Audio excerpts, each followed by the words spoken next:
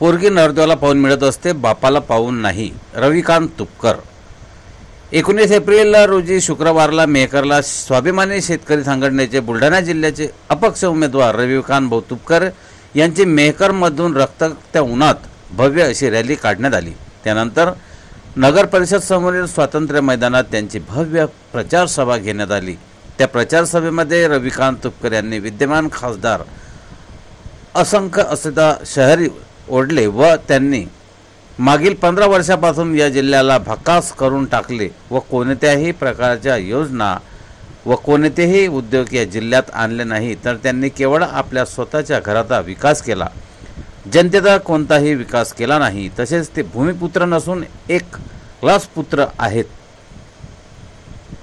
दिसली भूमी की दाबली अशा स्वरूपाचे आरोप करून खासदारांवर टीका टिप्पणी केली व त्यांनी न केलेल्या कामाचा मेहकर येथील प्रचार सभेत रविकांत तुपकरांनी पाढाच वाचला आणि माझ्यासारखा गरीब शेतकऱ्याच्या पुत्राने या जिल्ह्यातील सर्व आमदारांना, माजी आमदारांना कामाला लावले व माझ्यामुळेच महाराष्ट्राचा मुख्यमंत्री बुलढाणा जिल्ह्यातील गल्ली बोळात फिरायला भाग पडले, याचा मला अभिमान आहे, अशी वक्तव्य रविकांत तुपकर यांनी जाहीर सभेत आपल्या भाषणातून व्यक्त केले.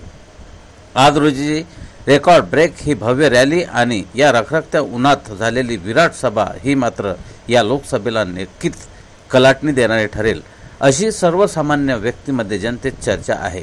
प्रल्हाद खोडके, IB7 न्यूज प्रतिनिधी, मेहकर. या जिल्ह्यामध्ये परिवर्तन होणं अटळ आहे हे तुम्ही दाखवून दिलं, त्याबद्दल मी मनापासून तुमचं अभिनंदन करतो.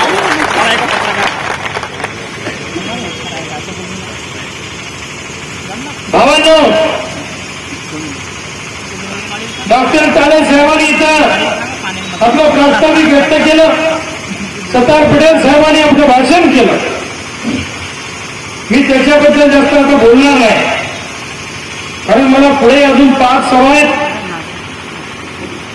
पण आज खऱ्या अर्थानं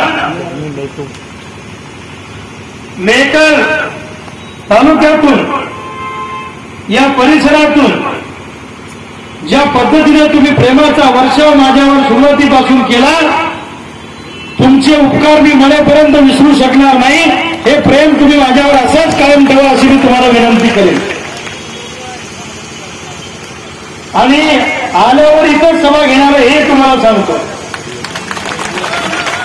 भावांनो, मला माहित आहे मेहकरची जनता प्रतापराव काकांना कंटाळलेली आहे. नाना आहे का काका आहे?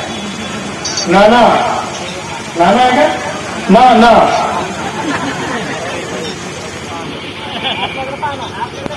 हा, तिकडे नाना, तिकडे पाना.